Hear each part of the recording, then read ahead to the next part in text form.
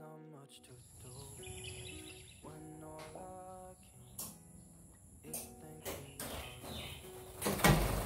guys! Welcome back to my YouTube channel! Char!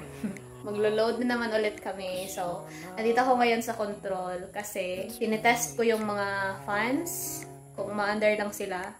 Tinetest ko kung mag-minimum ventilation ba sila. So, ito yung ginagawa ko. Before kami naglo-load, dapat tinetest yung mga gamit, kung ma-under, diba? Para mamaya, bukas, kung meron ng, para kung halimbawa meron ng mga sira, at least maayos sila agad. Medyo mahaba yung rest namin guys kasi matagal kami nabigyan ng schedule.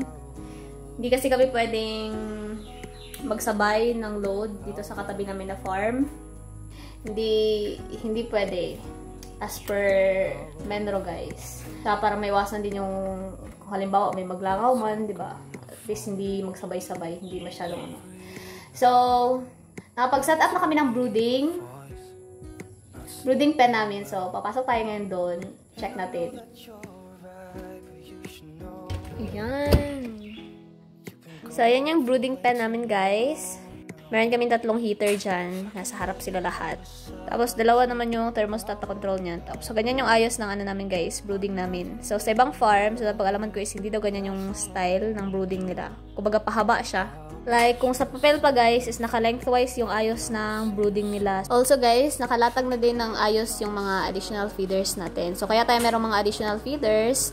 Kasi, maliban kasi sa, hindi natin na-occupy yung buong building. So, hindi nagagamit yung buong, mga feeder line. So, kaya tayo gumagamit ng mga additional feeders. So, aside from that is, during brooding kasi kailangan talaga pakainin yung ng madami yung mga sisiyo. Kasi nasa booster, sa BS1, nasa brooding stage yung, kumbaga, may pinakamataas na, crude protein na makukuha ng mga manok sa feed. So, dapat during that time, malakas kumain yung mga manok. Dapat bigyan mo sila ng madaming pakainan para madami silang option kung saan sila kakain. Aside from that guys, during brooding or growing stage, hindi pa masyadong masikip sa loob. So, yun yung time na dapat talaga madami kang additional feeders. Kasi nga, madami silang option kung saan sila kakain, hindi sila mag-aagawan sa isang pagkain lang. Kaya, yun yung gamit ng mga additional feeders. So, during brooding talaga, brooding stage is a very critical stage for broiler chicks. So, dapat sa brooding stage, maganda yung performance ng mga manok. Kapag maganda yung brooding mo, sigurado na yan, growing stage tsaka finishing stage, maganda yung performance ng mga manok mo. About naman dyan sa screen guys, kung bakit kami gumagamit ng plastic screens, I will explain that. I will make another video about that. Tapos share ko dun kung yung mga advantage niya. So, yan yung heater, 3. Ito naman yung thermostat. So, itong thermostat, ito yung control ng heater. Tapos, ito yung sensor ng thermostat. Ito yung nagsisense ng temperature dito sa loob. So, halimbawa, under yung heater, kapag, let's say for example, isiset natin to sa 30, kapag hindi naabot ng sensor niya yung 30 degrees Celsius na init, so saka pa under yung heater. Tapos kapag na-reach niya yung 30 degrees Celsius na init, na-sense niya na, saka din siya mamamatay.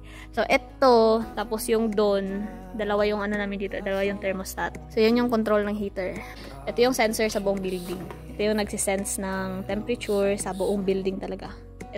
Itong sensor na to, yung temperature na nasisense nito, ito yung lumalabas dun sa evolution. Yan lang naman.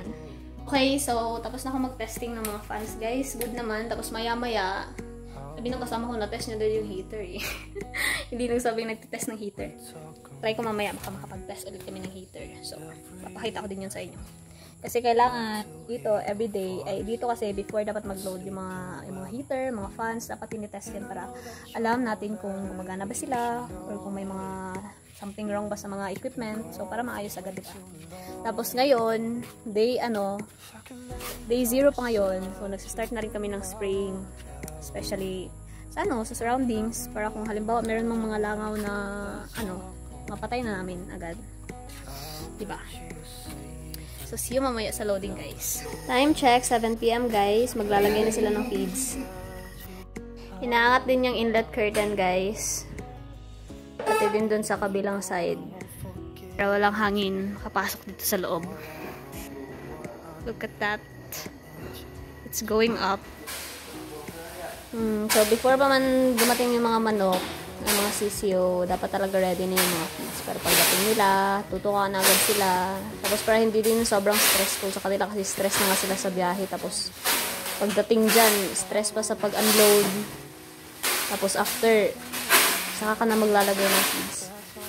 So kaya ganyan, ready na yung mga feeds guys. Pero pagdating nila, kain na lang sila. Tapos di na wala na masyadong movement sa loob.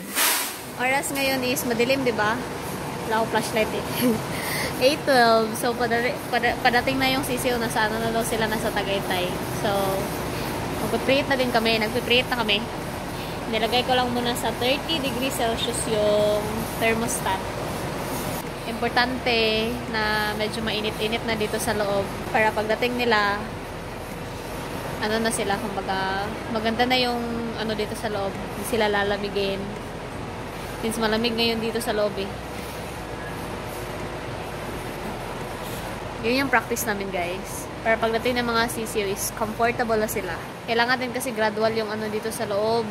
Kailangan gradual yung pag-angat ng temperature dito sa loob.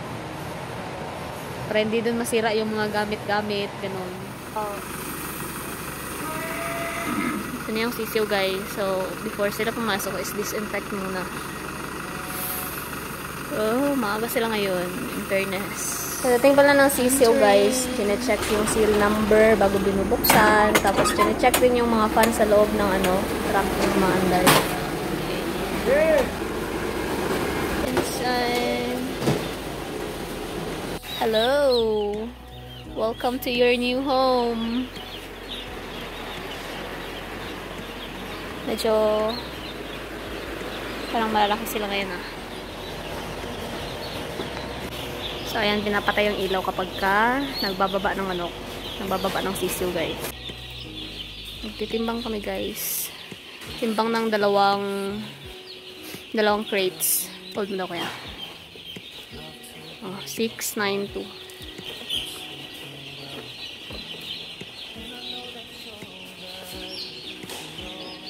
696.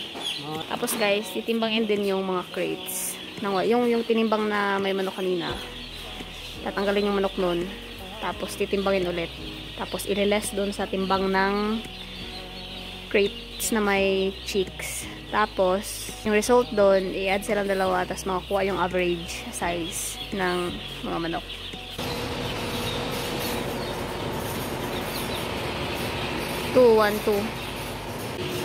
Ito yung average weight nila guys. Pero, aantayin pa namin yung isang truck since meron pang isang truck guys na parating.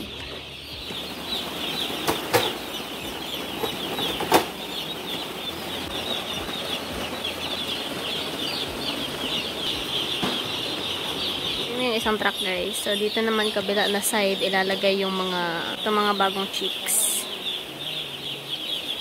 Diba? Bali kanina pala guys is unti-unti din ako nagtataas ng init dito sa loob. Heater. So, nasa ano na yan ngayon. Kanina, preheat is 30. So, ngayon, nasa ano na yung heater namin. Is nasa 35. So, maya-maya, tataas ko ulit yan.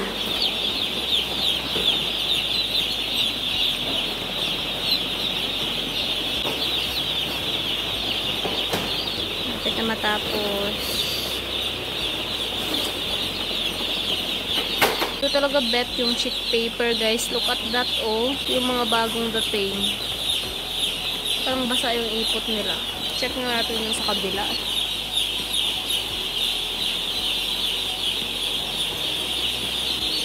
Medyo malamig dito sa likod guys. So, tataas tayo ng thermostat. Medyo maluwag sila ngayon since yung load namin ngayon is hindi to 30,000 guys. So, sa Monday pa, yung iba, mamimili pa sila ng reject dito sa kabila. Adjust na lang ng heater dito maya-maya. Kapag check guys, pwedeng, pakiramdaman mo yung paa ng mga manok dito. Lalaman mo kung nilalamig sila kasi malamig yung paa nila. Tapos, kailangan sila i-observe kumain, kung malakas sila kumain. So far, malakas naman sila kumain. Basta guys, just make sure na pag abot nila yung mga water line.